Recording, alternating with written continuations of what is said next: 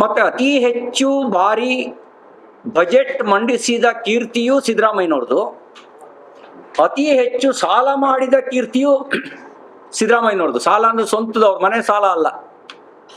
ಮನೆ ಸಾಲವನ್ನು ಪ್ರಶ್ನೆ ಮಾಡೋ ಅಧಿಕಾರ ಇಲ್ಲ. ನನಗಿರೋ ಮಾಹಿತಿ ಪ್ರಕಾರ ಮನೆತನದ ಆದಾಯ ಹೆಚ್ಚಾಗಿದೆ, ಕರ್ನಾಟಕದ ಸಾಲ ಜಾಸ್ತಿ ಆಗಿದೆ. ಕರ್ನಾಟಕದ ಆದಾಯ ಹೆಚ್ಚಾಗಿ ಅವ್ರ ಮನೆತನದಲ್ಲಿ ಸಾಲ ಅಲ್ಲ, ಅವ್ರ ಮನೆತನದ ಆದಾಯ ಹೆಚ್ಚಾಗಿದೆ, ಕರ್ನಾಟಕದ ಸಾಲ ಜಾಸ್ತಿ ಆಗಿದೆ. ಇದುವರೆಗಿನ ಒಟ್ಟು ಸಮಗ್ರ ಸಾಲ 7,64,000 ಕೋಟಿ ರೂಪಾಯಿ ನಮ್ಮ ರಾಜ್ಯದ ಸಮಗ್ರ ಸಾಲ. ಅದರಲ್ಲಿ 7,64,000 ಕೋಟಿ ರೂಪಾಯಿ.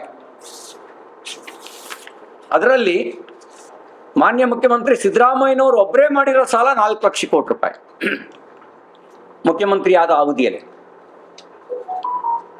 ಅವರ ಆಡಳಿತ ಅವಧಿಯಲ್ಲಿ ಅವರು ಮಾಡಿರುವ ಸಾಲ 4 ಲಕ್ಷ ಕೋಟಿಗೂ ಜಾಸ್ತಿ. ಒಟ್ಟು ಸಮಗ್ರ ಸಾಲದ 50%ಕ್ಕೂ ಹೆಚ್ಚು ಸಾಲ ಇವರೊಬ್ಬರೇ ಮಾಡಿದ್ದಾರೆ. ಇದೆಲ್ಲ ಸಂಭ್ರಮ ಪಡುವ ಸಂಗತಿಗಳ? ಇದೇ ಸಾಧನೆನಾ?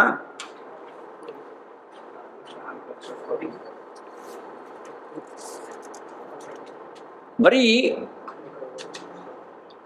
ಈ ವರ್ಷ ಅಂದ್ರೆ 2024-25ನೇ ಸಾಲಿಗೆ ಮಾಡಿದ ಸಾಲ 1,16,000 ಕೋಟಿ, 1,16,000 ಕೋಟಿ 24-25ನೇ ಸಾಲಿಗೆ ಅವ್ರು ಮಾಡಿದ ಸಾಲ.